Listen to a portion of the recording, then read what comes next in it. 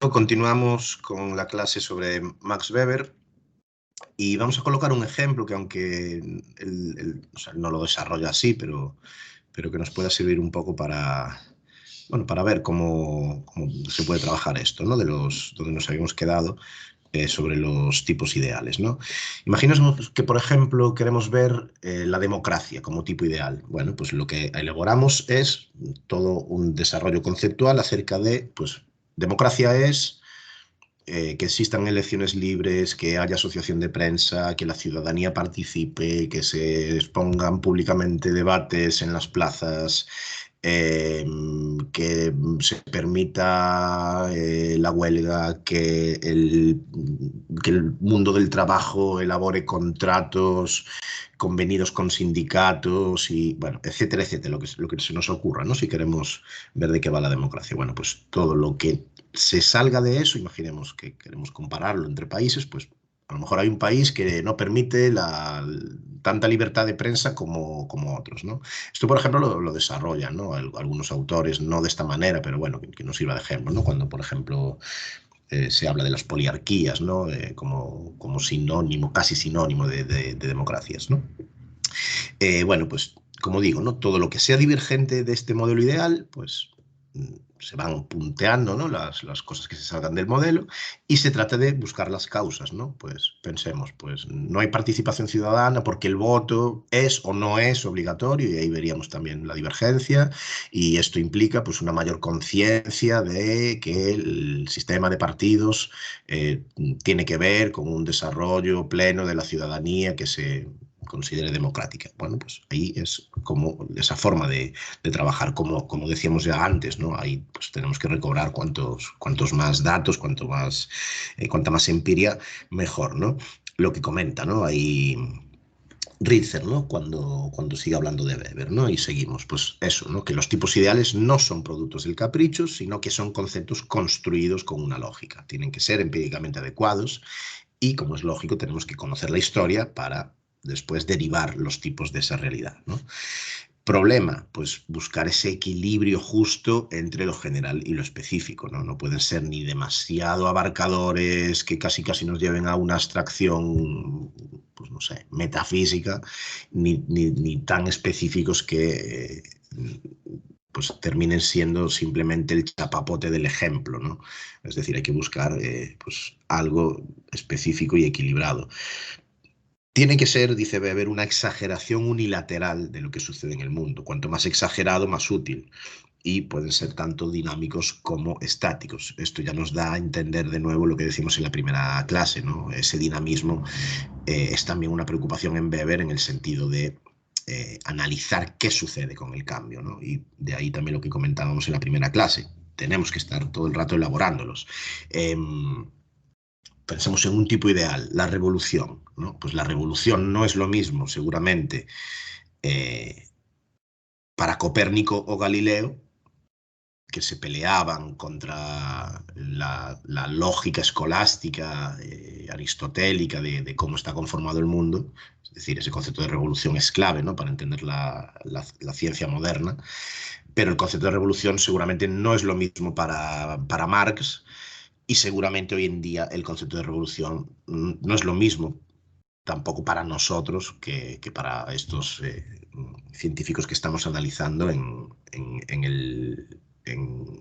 el momento de ese industrialismo muy fuerte del siglo XIX, ¿no? Pues pensemos que hoy seguramente el concepto de revolución también lo tendríamos que atravesar por lo tecnológico, por la globalización, por Internet, por las TICs, etcétera, etcétera, ¿no? Bueno, pues como digo, hay que estar abiertos y abiertas a ese cambio como investigadores. Elaboro varios tipos de tipos ideales, históricos, sociológicos, de la acción, estructurales, y lo común a todos ellos es cómo se construye. La riqueza está precisamente en que cuanto más diversidad tengamos de tipos ideales, pues mejor podremos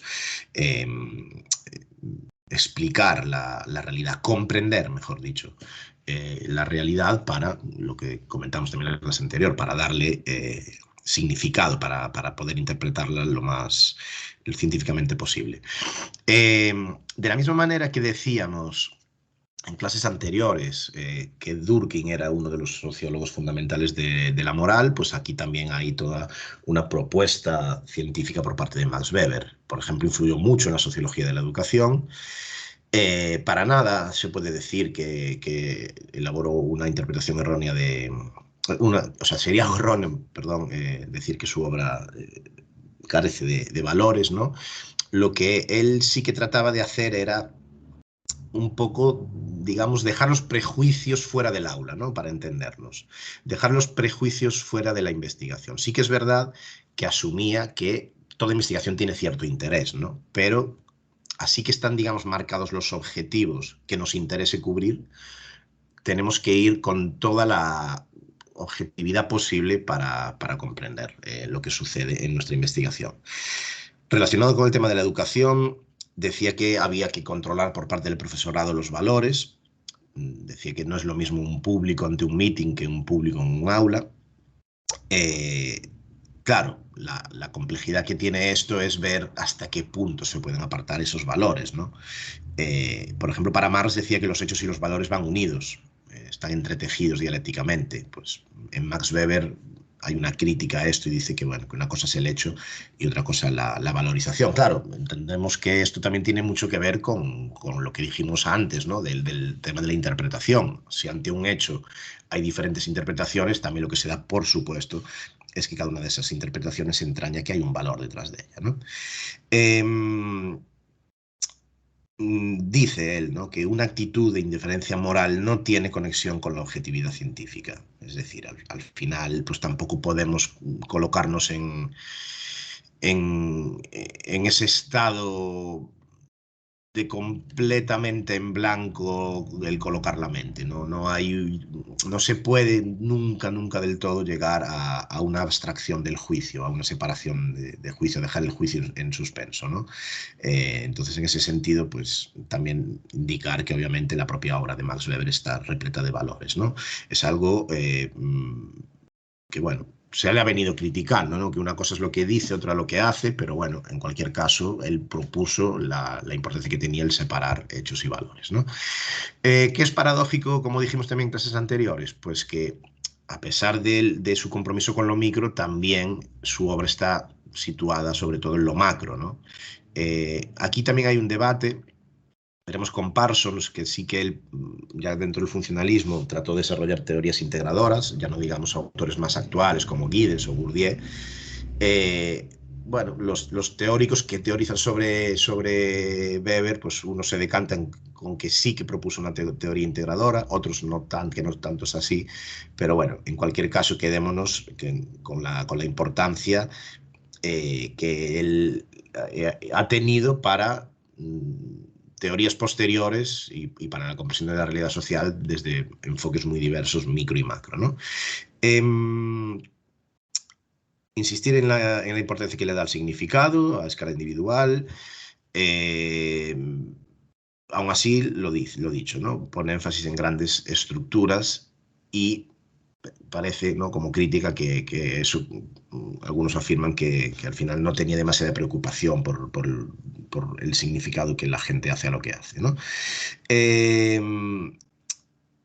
En cualquier caso, para Weber, la sociología es una ciencia que tiene que comprender, tiene que saber interpretar la acción, tiene que dar explicaciones de las causas, ¿no? Y ahí, retomando lo que dijimos el primer día, cómo la sociología con sus conceptos, con esas herramientas, incluso con los tipos ideales, ayuda a la historia para ver cuál ha sido el curso de la misma, ¿no? De la misma manera que Durkheim se peleaba con la psicología de la época, bueno, recordemos, ¿no? La importancia que, por ejemplo, el psicoanálisis, ¿no? Estaba teniendo en ese siglo XIX, ese siglo largo, ¿no? Donde, entre otras cosas, pues había toda una serie de investigaciones desde lo psicológico.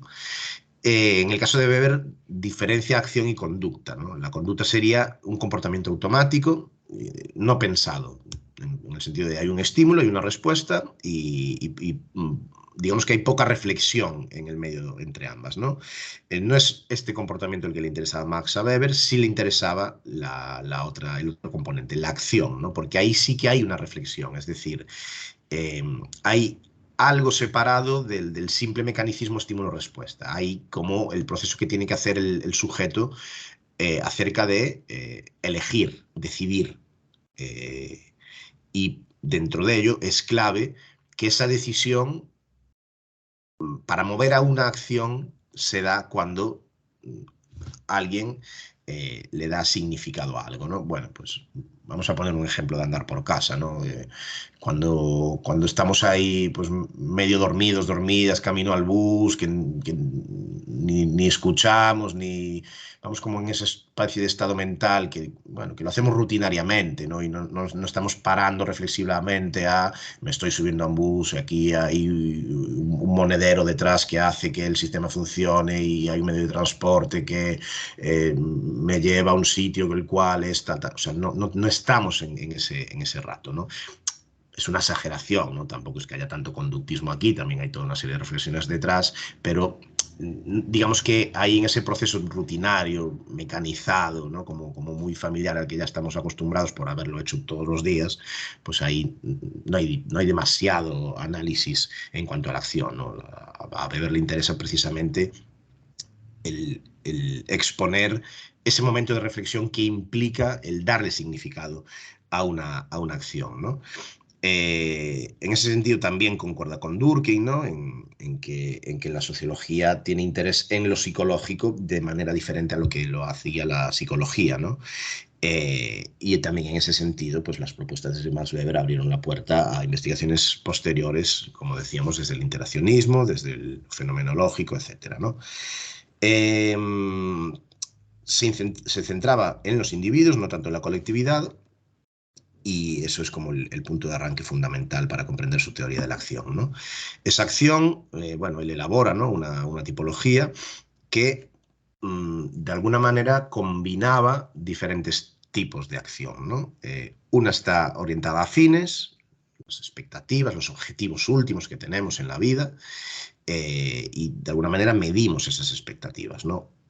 Otra tiene que ver con los valores, el valor de una determinada conducta, ¿no? Que no tiene que ver a lo mejor con el resultado, ¿no? Pues pensemos en una persona pues que, no sé, pensemos en Francis Bacon, ¿no? Pensemos en autores como Giordano Bruno, pensemos en, bueno, pues gente que por sus ideales, más allá del resultado de, oye, te voy a matar si sigues defendiendo tal cosa, pues, por ejemplo, el propio Bruno, pues fue apresado, estuvo 7 años en la cárcel, torturado, y al final lo quemaron, y él nunca se retractó, ¿no? de lo que pensaba. Es decir, el propio ideal ahí pues también era el fin último, ¿no? Pero bueno, había la separación entre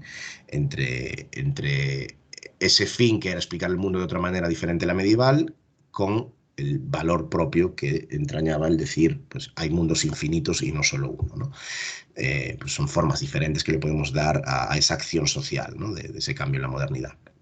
Además había, según Weber, una acción afectiva que tiene que ver con el estado emocional. Pensemos que esto le interesó poco a Weber. Si lo hablamos desde Durkheim, pues cuando hablamos de las corrientes, ¿no? Que podían cambiar incluso las tipologías de los suicidios, pues aquí sí que hay algo bueno, que hay más interés, digamos, en Durkheim que en Max Weber, ¿no? Y por otra parte, el tipo de acción tradicional que hizo mucho hincapié en ella, lo que hace es determinar los modos de comportamiento, ¿no? Es decir, nos influye mucho la tradición en nuestras vidas. Esto siempre se hizo así, ¿no? Pues ese tipo, la típica frase, ¿no? Bueno, pues si siempre se hizo así es porque la sociedad le ha dado valor a que se siga haciendo así, ¿no? Pues seguramente esto pues, es una construcción social y tenemos que ver hacia dónde va esa tradición, ¿no? Si, por ejemplo, os interesa, pues Eric Hobsbawm precisamente habla de que vivimos en mundos en donde la tradición está siempre completamente siendo reinterpretada, ¿no? Un poco lo que decíamos antes al explicar la palabra revolución, ¿no? Bueno, pues va por ahí, ¿no? ¿Qué tradiciones son las que, digamos, nos encorsetan y vivimos en ellas?